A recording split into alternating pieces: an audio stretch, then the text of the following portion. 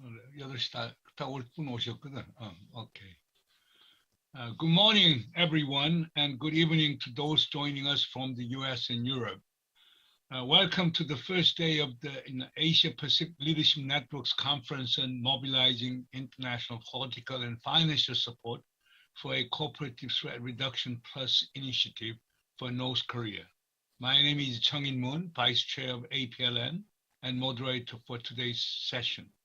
We are honored to host this conference sponsored by the South Korean Ministry of Unification and Minister Lee In-young. Thank you very much for your kind support.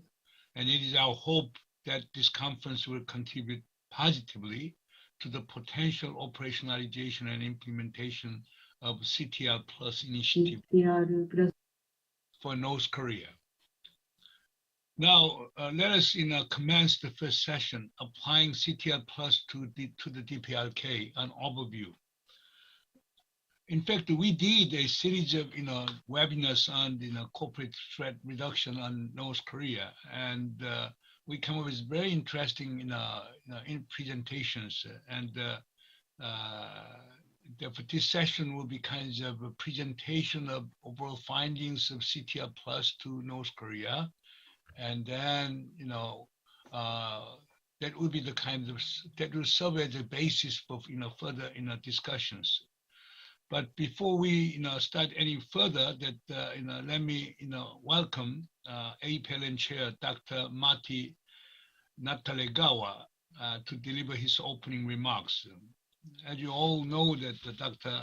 Natalegawa was an Indonesian foreign minister from 2009 to 2014, and he was also former permanent representative to the United Nations and the United Kingdom. And he was currently a member of the Board of Trustees of International Crisis Group and a distinguished fellow of the Asia Pulse Institute. Marty, the floor is yours. Right. Well, thank you very much, Chung-in. I shall be ever so brief, wanting for us to proceed and learn from our discussion this morning and this evening. Thank you very much for giving me the floor, and welcome everyone to this APLN conference on mobilizing international support for a cooperative threat reduction plus initiative for the DPRK. I wish to begin my brief remarks by thanking very much the South Korean Ministry of Unification for making this project possible, and also to the Nuclear Threat Initiative for their valuable support. We, the APLN, as probably many of you already are aware, are a network of over 100 former and serving political, military, and diplomatic leaders working to address the security challenges in our region with a particular focus on nuclear non-proliferation, risk reduction, and disarmament. Now, by way of context, clearly recent developments over the past several months and even days, in particular the ballistic missile tests by the DPRK with further provocations expected, reminds or underscores the critical need for the United States and other parties to the Korean conflict to be fully prepared to engage comprehensively with the DPRK to avoid escalation and to realize the denuclearisation of the Korean peninsula. Not only in the immediate region at hand, globally, we are seeing in the past weeks the ever worsening situation in relation to the conflict, to the war in Ukraine, and the ever-present danger or risks of nuclear escalation. In other words, whether it be the region-specific dynamic or conditions or the more global conditions, I think the type of conversation we are about to have today and tomorrow has become even more urgent. I have no doubt that throughout the course of our discussion, we will be informed in the sessions to come of the previous work that had been done prior to our conference this morning, including the 2001 September CTR Plus workshops. But the essence, as I understand it, of today's workshop as a continuation of the previous ones is to consider the viability of the initiative and how we can operationalize and realize it on the practical level. With those welcoming and note of thanks to all the parties involved, I'd like to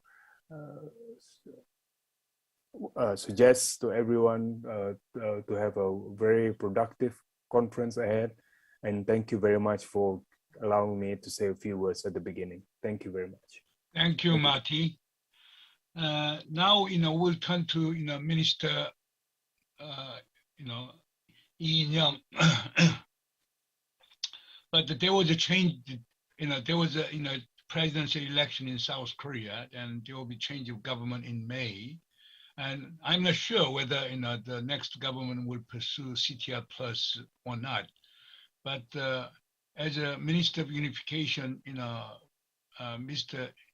Lee-Young has been really championing the importance of CTR Plus, and that is why the Ministry of Unification has been supporting APLN for the past 2 years for this cause. But Minister Lee used to tell me that there is no other choice but to rely on the CTR Plus. That is the only way we can come up with a negotiated settlement of North Korean nuclear problem. Therefore, it was a great, he was a great supporter of APLN, and he has a clear vision on how to solve the North Korean nuclear problem. But now, with the change of government, we do not know what will happen. Anyhow, today it is our great honor to welcome, the Minister of Unification, Lee-Young, to deliver his remarks. Minister Lee used to be a democratic fighter in 1980s, and then he became member of National Assembly, 5-term, and then became Minister of Unification. He's an extremely well-known and respected politician or statesman, as well as a Minister of Unification. Okay, let me invite, Minister Lee. Let us give big applause to him, Okay, Minister, you can start. 네, 존경하는 문정인 이사장님, 그리고 Honorable Chairman Moon Chung-in and former U.S. Senator Sam Nunn, Dr. Leon Segal, and former Minister of Foreign Affairs of Indonesia, Dr. Marty Natalegawa, and distinguished guests. Good morning. It is a great pleasure to join you today. I'm Lee-Young, Minister of Unification of the Republic of Korea. I'm delighted to meet all of you around the world at this virtual conference and extend my greetings of peace to each and every one of you. Last September, experts from Korea and the United States engaged in discussions under the theme of cooperative solutions for North Korean denuclearization. I would like to wholeheartedly congratulate the hosting of today's international conference that will further develop this topic. And as Minister of Unification, I consider our gathering here today highly meaningful. And it is very meaningful for me personally because there is only a few months left to my term. So I am very happy to join you today. First and foremost, I would like to sincerely thank the Asia Pacific Leadership Network for organizing today's conference. And furthermore, I would like to extend my gratitude and warm welcome to the many experts and government officials who prepared keynote speeches, presentations, and discussions. Distinguished guest, at the conference held in last September, we discussed what sort of implications the experiences of the former Soviet Union in dismantling its nuclear weapons in the 90s has on the denuclearization of the Korean Peninsula. And at the time, as corresponding measures for denuclearization, we discussed cooperation in areas that would be highly acceptable to DPRK, such as energy security, health security, including COVID-19. We also noted that a key element of the denuclearization process is the civilian conversion of equipment and operating systems and reorientation of professional scientists and engineers. We exchange ideas on making plans that are in line with the needs and reality of North Korea. At this meeting, based on our previous discussions, we will examine some of the key issues in implementing the CTR Plus project.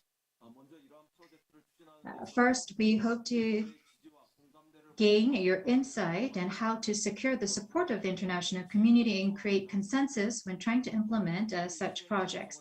In addition, we will review the financial elements that will enhance the feasibility of the projects and also look towards other examples of international projects such as KEDO, an international consortium that was responsible for carrying out the 1994 agreed framework, the Palestinian Partnership for Infrastructure Trust Fund of the World Bank, and the Greater Tumen Initiative, among others. As the foremost experts in this field will be sharing their experiences and insights today, I also look forward to learning from the conference. I hope that you will find the conference productive and rewarding, and hope that the conference will serve as a small stepping stone on the road to peace and common prosperity, not only here on the Korean Peninsula, but also for mankind. Distinguished guests, as you're well aware, resolving the North Korean nuclear issue is the most urgent and critical task on the Korean Peninsula. This is because we cannot fully realize fundamental peace nor the development of inter-Korean relations by circumventing this challenge. As a responsible member of the international community and a direct party to the Korean Peninsula issue, the Republic of Korea will play a responsible role in coming up with a creative and fundamental solution to the North Korean nuclear issue. In particular, when looking back on past historical experiences while striving for the denuclearization of the Korean Peninsula through agreements and cooperation with other concerned parties, it is very important to envision what will happen once that path is opened. The task assigned to us is to prepare a path and roadmap for denuclearization that is realistic and also reasonable in advance. As part of these efforts, I believe it is highly significant that we are exploring the concept of a CTR for the Korean Peninsula and trying to identify specific areas for cooperation while taking into consideration DPRK's acceptability and their future integration into the international community. For the denuclearization of the Korean Peninsula, our government will accumulate wisdom by communicating with the international community and continue to make efforts to broaden consensus at home and abroad. We will listen to the ideas and thoughts on establishing a realistic roadmap for denuclearization through concerned parties, experts, and international organizations, among others. We will do our best to the very end so that we can establish a structure for irreversible and sustainable peace and prosperity on the Korean Peninsula. Distinguished guests, at present, the situation in Eurasia is very serious. As you know, on February 24th, Russia invaded Ukraine, and war has broken out, and many citizens are making great sacrifices. The Republic of Korea, which has suffered the horrors of war in the past, support the peace and stability of Ukraine and is joining efforts of the international community. Here on the Korean Peninsula, the North has been carrying out numerous missile tests from the beginning of this year, and has even hinted at ending their moratorium on nuclear and ICBM tests, and military tensions are escalating. In particular, the upcoming period between mid-March to April is prone to escalating tensions between the two Koreas. This year marks the 110th anniversary of the birth of Kim Il-sung, and there are other major events scheduled within North Korea, raising voices of concern over the situation.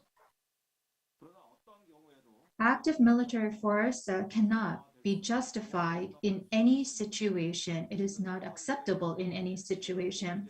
It does not help peace on the Korean Peninsula in any way, and furthermore, it undermines mutual trust, making the issue harder to resolve. We urge North Korea to immediately stop actions that create instability in the region and that go against the peace and stability of the Korean Peninsula, and urge them again to come join the path to dialogue and cooperation. The distinguished participants who have joined us at this meaningful gathering today, right now the Korean Peninsula is enjoying the season of spring. I hope that the energy of the new spring season will break the vicious cycle of confrontation and conflict, and a great transformation of peace and cooperation will unfold on the Korean Peninsula. To this end, more than any other time, we need dialogue, diplomacy, communication, and cooperation. Our government, until the end of President Moon Jae-in's term, will not give up and continue to take meaningful steps to create a breakthrough in engagement with North Korea so that we can realize denuclearization and peace. Even with a new government in office, our efforts to establish irreversible and steadfast peace on the Korean Peninsula must not stop and must continue. The Biden administration in the US has said that they are willing to discuss issues of interest to North Korea anytime, anywhere, without any conditions. As such, it is now up to DPRK to make the choice and to do their part in opening the door to diplomacy and dialogue. We must not stop here. With the concerned parties, we must work together to promote the denuclearization of the Korean Peninsula and strengthen cooperation. At the eastern end of Eurasia, in the divided land of the Korean Peninsula, through the power of dialogue and diplomacy, if we can stop tensions and spread the word of peace, I think it will give great hope to the international community. I would like to once again thank you for joining us on this journey, and I wish you great success in your endeavors and look forward to constructive discussions during our conference. Thank you.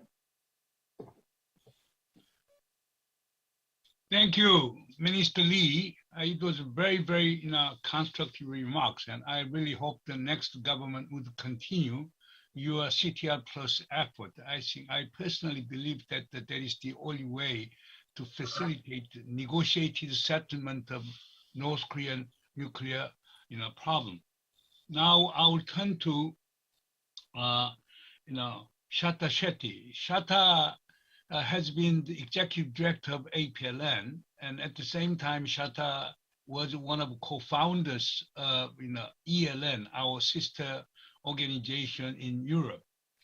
And she has been working very hard for this project, and particularly she has been cooperating with Peter Hayes to steer this CTR Plus project.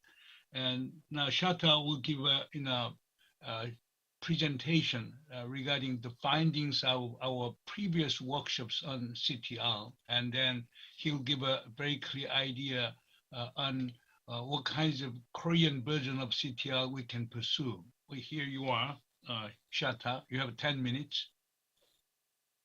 Thank you, Professor Moon, for your introduction, and thank you everybody for joining us at this conference. As mentioned by Dr. Natalegawa, today's conference builds on APLN research over the past several months that has explored and attempted to address a missing element in the efforts towards denuclearization of the Korean Peninsula. That is the design, funding, and institutional form of a cooperative threat reduction program that would lay the groundwork for engagement with the DPRK and attempt to address some of the challenges on the path towards denuclearization. We launched this project because it was clear that current efforts are simply not working.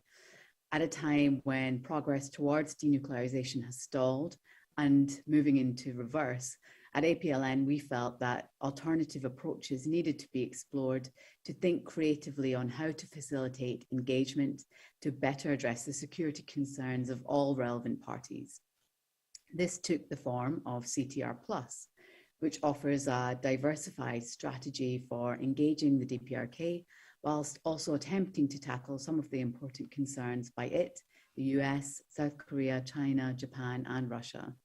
The CTR Plus approach acknowledges that all parties have legitimate security concerns and therefore focuses on pragmatic cooperation. As you know, the original CTR program was created after the dissolution of the Soviet Union, to provide financial assistance and technical expertise to dismantle, secure, consolidate, and remove nuclear weapons and other weapons of mass destruction. We attempted to tailor the lessons from the original CTR program to the DPRK's unique circumstances in 2022 and beyond by exploring a multilateral and multi-sectoral approach, looking at issues such as chemical weapons disposal, energy cooperation, space cooperation, and public health engagement. The plus appended to CPR refers to this wider scope, which we assessed was needed to facilitate more constructive engagement and open the door to diplomacy. Over the course of this project, we explored the possibility of implementing discrete, small to medium scale localized projects that address the DPRK's critical and urgent problems of energy insecurity, public health, and dealing with the pandemic. We had experts assess how North Korea was impacted by COVID-19 and its response to the pandemic with the combination of prolonged border closures and sanctions. We recommended the establishment of a joint national disease management system between the two Koreas and for the DPRK to be encouraged to join the South Korean-led Northeast Asia Cooperation for Health Security Initiative, which includes South Korea, the United States, China, Russia, Japan, and Mongolia, to help address its health security needs and to include it as an equal partner in this regional initiative. We discussed pursuing cooperative projects in the energy sector. This includes the rapid construction of mini-grid systems powered by renewable energy for electricity generation to help address the DPRK's energy insecurity. We also considered how space cooperation could be a means to remove some of the rationale for North Korea to maintain its own space launch program, pushing for Pyongyang to adhere to the moratorium on long-range testing of ballistic missiles in exchange for satellite data for weather and disaster monitoring, as well as resource exploration. We noted that the focus on immediate and wholesale denuclearization will likely continue to be problematic for North Korea. A more palatable first step could be chemical weapons disposal, modeled on initiatives such as the China-Japan Cooperative Chemical Weapons Disposal Program. Additionally, the DPRK will likely demand sanctions relief as a precondition to participation in any CTR Plus programs. We recommend that CTR Plus projects be designed at the outset to provide clear and unambiguous results on which the removal or reimposition of sanctions can be conditioned. All that said, we do recognize that there are many serious challenges and security concerns of all parties that must be addressed to take this forward and break the current stalemate.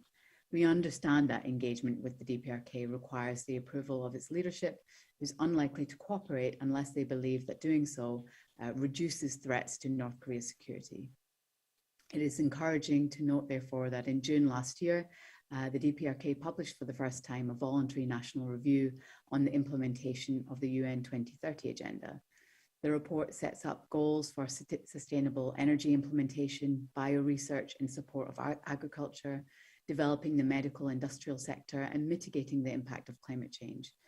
The voluntary national review also gives priority to strengthening bilateral and multilateral cooperation, an indication that if some of the DPRK's concerns could be addressed, Pyongyang may be willing to engage with several aspects of CTR Plus that we have set out. And just as CTR Plus requires political support from the DPRK's leadership, it will also require strong and sustained political support from the US, from South Korea, and other governments. Political support was vital in the original CTR program, and South Korea has an important role to play in CTR Plus. And we deeply appreciate the Ministry of Unification's strong support throughout this project.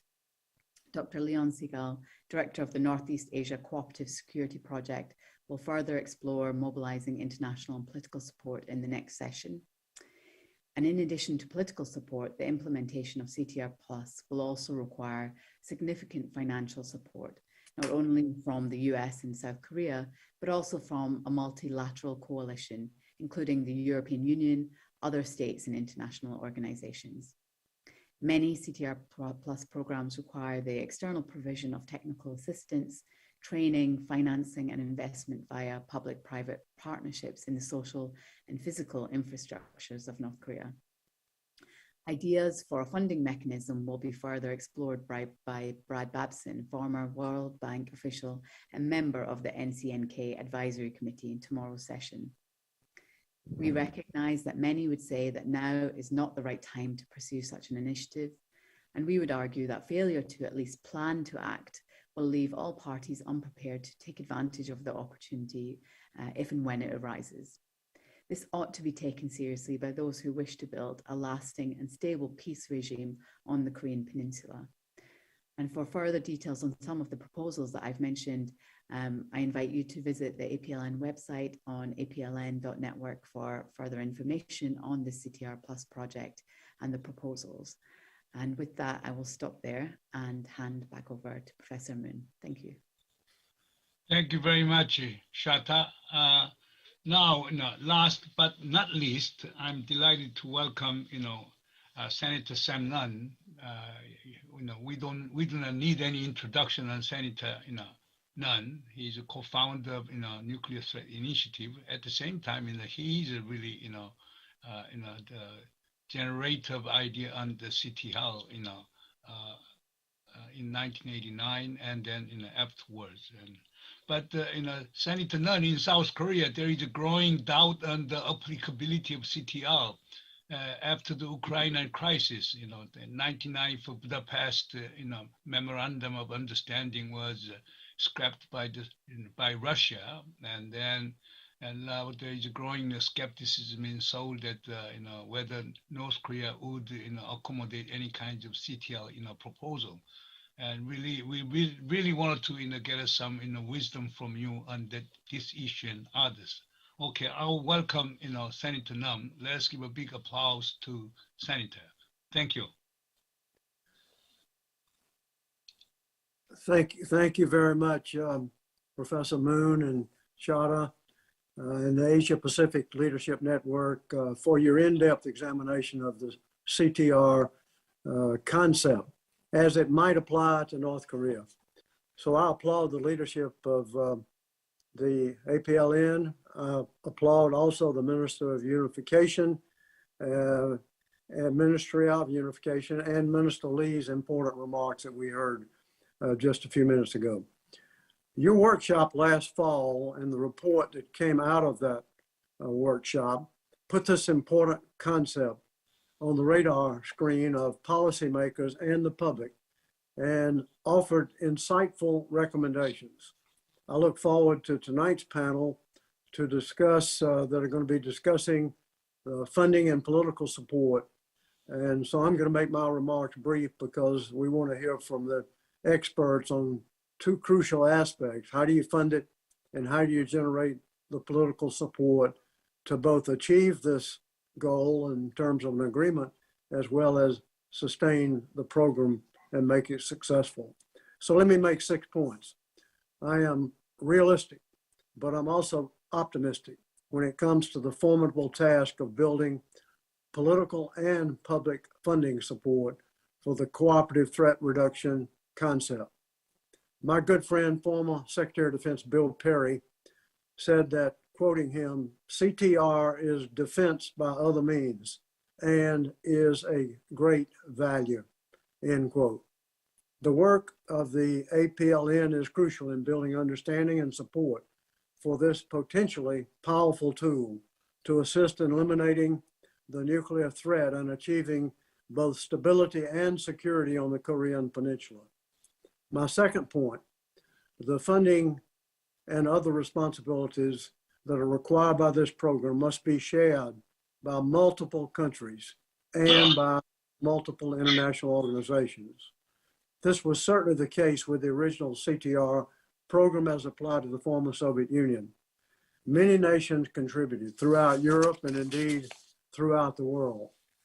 Once established and agreed upon, a lot of nations are going to have to participate. Of course, South Korea, Japan, China, Russia, India, Australia, and many other countries in Southeast Asia, as well as globally, could contribute, and for it to be successful, must contribute to this program.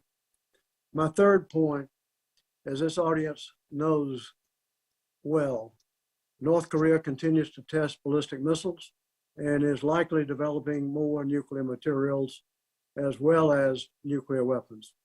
We all understand that the CTR concept can only succeed if it is embedded in a broad diplomatic and economic strategy, which produces an agreement. It has to start with an agreement with North Korea. The word cooperative means cooperative, so it has to start with an agreement.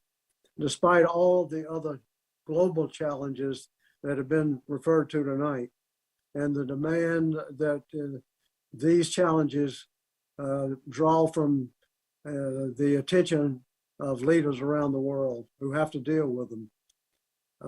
I hope, despite that, there will soon be a resumption of bilateral and multilateral diplomacy with North Korea. My fourth point, as you well know, none of this is easy. The tragedy resulting from the Russian invasion of Ukraine makes the cooperative approach on the North Korea nuclear program more difficult, but also more essential and more urgent. Fifth, this concept has got to be a win-win for South Korea, for North Korea, for the region, and for the world. It can succeed. It must have a move beyond conventional thinking. For instance, such cooperation can engage thousands of North Korean scientists and engineers in peaceful scientific and technical work instead of making weapons of mass destruction. And this scientific and technical work can be of tremendous benefit to the North Korean people and indeed to the whole region. A broad-based plan for cooperative activities in North Korea must provide incentives for the North Korean government to comply with strict verification and monitoring, which is absolutely essential. Sixth, and my final point this evening, this CTR concept is not a magic bullet. It can't solve all of the security and diplomatic challenges with North Korea. It can, however, be a very powerful tool, both in helping to reach an agreement and then in helping implement an agreement to free the Korean Peninsula from the tremendous danger of nuclear weapons. So thank you for your important focus and work on this major security challenge. I look forward to hearing from this panel of experts, including my friend and colleague, Lynn Ruston. So thank you very much to all who made this program tonight possible and to all who are working on this concept that could bring about a much improved security situation in your part of the world, indeed globally. Thank you. Senator, thank you very much for your still optimistic way of putting forward CTR, and I really hope that your voice is being heard in South Korea, particularly by the next government. We will conclude the first and public session here. Thank you again to our speakers, Minister Lee and Senator Nunn and Dr. Natalegawa and Shata Shetty for your insightful remarks. I'd like to thank those who have been joining us via the YouTube live stream. Now, before we move on to the second session, we'll have a